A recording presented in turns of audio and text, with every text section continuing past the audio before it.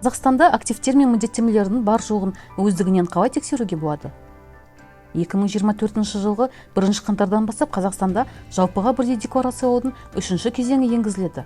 Заңды тұлғалардың басшылары, құрылтайшылары мен қатысушылары, жеке кәсіпкерлер, сондай-ақ олардың жұбайлары өз активтерін декларациялайды. Шет елдегі және Қазақстандағы активтерді барынша дұрыс декларациялау қажет.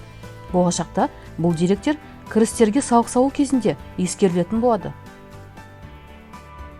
Мемлекеттік кірістер комитеті азаматтарға декларация толтырғанға дейін Қазақстанда активтер мен міндеттемелердің бар жоғын келесі сайттарға кіріп тексеруге кеңес береді.